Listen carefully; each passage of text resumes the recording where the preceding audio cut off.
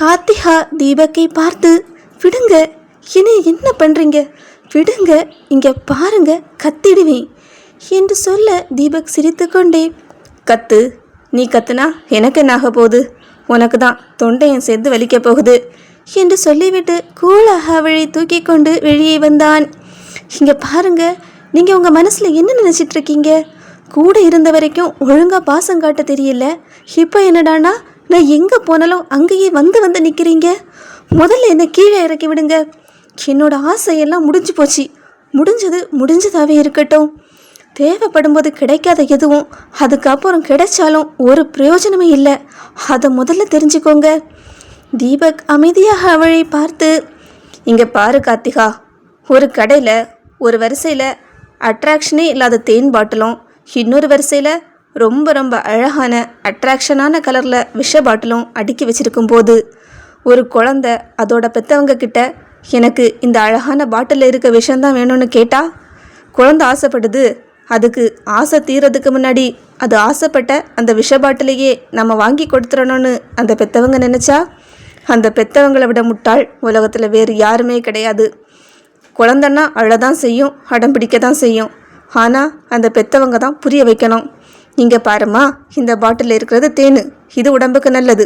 ஆனால் அந்த பாட்டிலில் இருக்கிறது விஷம், அது குடித்தா நம்ம உயிருக்கு ஆபத்து அப்படின்னு சொல்லி புரிய வைக்கணும். அதே போல தான் நீ ஆசைப்படுறங்கிற ஒரே காரணத்துக்காக நீ ஆசைப்பட்ட எல்லாத்தையும் என்னால் செய்ய முடியாது. ஆனால் நான் உன் மேலே பாசம் வைக்கல, உங்ககிட்ட பாசமாக நடக்கலை, ஒரு நாள் கூட அந்த பாசத்தை நீ உணரலைன்னு சொல்லு, நான் ஒத்துக்கிறேன் என்று அவளது கண்ணை பார்த்து கேட்க அவள் அப்படியே அமைதியானாள். ஆனால் அவளை கையிலிருந்து அவன் இறக்கி விடவில்லை. தீபக் கார்த்திகாவை தூக்கி கொண்டு வெளியே வருவதை பார்த்ததும் பொன்னம்பலம் பதறிப்போய் வழிமறித்தார். என்ன மாப்பிள்ளை, என் பொண்ணை தூக்கிட்டு எங்கே போறீங்க என்று அவர் பதற்றமாக கேட்க, தீபக் மனதிற்குள், இவர் வேற இடையில வந்து ஏதாவது ஒன்று சொல்லிக்கிட்டே இருக்காரு என்று அழுத்து கொண்டான். வெளியே காமித்து கொள்ளாமல், உங்கள் பிள்ளைக்கு வைத்தியம் பார்க்க கூட்டிகிட்டு போகிறேன், அவளால் நடக்க முடியலன்னு சொன்னா, அதான் தூக்கிட்டு போகிறேன் என்று மீண்டும் கூலாக பதில் சொன்னான். அப்பா, என்னை விட சொல்லுங்கப்பா, சொன்னால் கேட்க மாட்டேங்கிறாரு என்று கார்த்திகா சொல்ல, சும்மா இரு, கத்தாத, காது வலிக்குது என்று தீபக் சொன்னான். பொன்னம்பலம் அவர்களை வெளியே விடாமல் வாசலை மறைத்து நின்றார். இங்கே பாருங்க மாப்பிள்ளை, என் பிள்ளை இன்னும் ஒரு வாய் காப்பி தண்ணி கூட குடிக்கல, அதுக்குள்ளே எங்கே கூட்டிகிட்டு போகிறீங்க? எனக்கு நல்லா தெரியும், நீங்கள் அந்த போட்டிக்கு தயார் பண்ண தானே கூட்டிகிட்டு போகிறீங்க. உங்களுக்கு எப்போவும் உங்கள் பிடிவாதம் தான் முக்கியம். என் புள்ள உடம்பை பற்றி உங்களுக்கு கவலையே இல்லை என்று ஆவேசமாக கத்தினார். தீபக் ஒரு நிமிடம் மௌனமாக நின்றான். இவர்கிட்ட பேசி பிரயோஜனமே இல்லை. இவர் பண்ணுற அலப்பறையை பார்த்தா மாமியார் மருமக சண்டையை விட மாமனார் மருமகன் சண்டைக்கு பவர் அதிகம் போலையே என்று நினைத்து கொண்டான். அவர் பேசுவதை பொருட்படுத்தாமல் கையில் இருந்த கார்த்திகாவை பத்திரமாக அணைத்தபடி விறுவிறுவென்று வீட்டின் பின்னால் இருந்த ஆற்றங்கரையை நோக்கி நடந்தான். அவன் கண்கள் கார்த்திகாவின் முகத்தையே பார்த்து கொண்டிருந்தன. ஆற்றங்கரையின் அமைதியில் கார்த்திகாவின் குரல் தழுதழுத்தது. இங்கே பாருங்க, இப்போ எதுக்காக என்னை இங்கே கூட்டிகிட்டு வந்திருக்கீங்க? என்னால் உறுதியாக சொல்ல முடியும், இப்போ கூட நீங்கள் என் மேலே இருக்கிற பாசத்துக்காக வந்திருக்க மாட்டீங்க, உங்கள் லட்சியத்துக்காக தானே வந்திருக்கீங்க. வேண்டாம், எனக்கு எதுவுமே வேண்டாம். ஒரு சின்ன உணர்ச்சி கூட இல்லாத மனுஷனோட என்னால் வாழவே முடியாது. என்னால் முடியலை, கை காலெல்லாம் நடுங்குது. என்னால் இன்னைக்கு ஜெயிக்க முடியலைன்னா கூட பரவாயில்ல, நீங்களே ஜெயிச்சதாக இருக்கட்டும், தயவு செஞ்சு என்னை விட்டுடுங்க என்று ஆற்றாமையில் பேசிக்கொண்டே இருந்தாள். அவள் பேசி முடிக்கும் முன்பே தீபக் சட்டென்று எழுந்து நின்றான். அவனது கண்கள் கலங்கி இருந்தது போன்ற ஒரு மாயை. மெல்ல தன் கால்களை ஆற்றங்கரையை நோக்கி பின்னோக்கி நகர்த்தினான். ஆற்றில் நீரோட்டம் ஆக்ரோஷமாக சென்று கொண்டிருந்தது. ஆமாம் கார்த்திகா, நீ சொல்கிறது சரிதான், என்னை மன்னிச்சிடு. இதுக்கு மேலே உங்ககிட்ட புரிய வைக்க முடியாது. எனக்கு உண்மையிலேயே உணர்வுகளே இல்லை. உங்ககிட்ட இருந்து ஒரு குழந்தைய பெற்றுக்கணுங்கிற ஆசை கூட இல்லாதவன் தான் நான். எனக்கு என்னோட லட்சியம் மட்டும்தான் முக்கியம். அதுக்காக தான் உன்னோட விருப்பத்தை புரிஞ்சிக்காம படிக்க சொல்லி உன்னை டார்ச்சர் பண்ணினேன். இப்போ கூட மற்றவங்க முன்னாடி நான் போட்ட சவாலில் ஜெயிக்கணுங்கிற ஒரே காரணத்துக்காக தான் உன்னை எங்கே கூட்டிகிட்டு வந்தேன். எனக்கு உன் மேலே உண்மையான அக்கறை இல்லை கார்த்திகா. என்னால் தான் உனக்கு இந்த ஜுரம் வந்துச்சு. இன்னும் நான் உன் கூடவே இருந்தால் உனக்கு என்னென்ன பிரச்சனை வரும்னு எனக்கே தெரியல. அதனால் என்னை மன்னிச்சிடு என்று உருக்கமாக சொன்னான். கார்த்திகாவோ அதிர்ச்சியில் உறைந்து நிற்க, கார்த்திகா, எனக்கு நீச்சல் தெரியாது, ஆனால் இந்த தப்பை சரி பண்ண வேற வழி தெரியல என்று சொல்லிவிட்டு அடுத்த நொடி வேகமாக ஓடும் அந்த ஆற்று நீரோட்டத்திற்குள் குதித்து விட்டான் தீபக். ஐயோ என்று அலறிய கார்த்திகாவுக்குள் அந்த வேகம் எங்கிருந்து வந்தது என்றே தெரியவில்லை.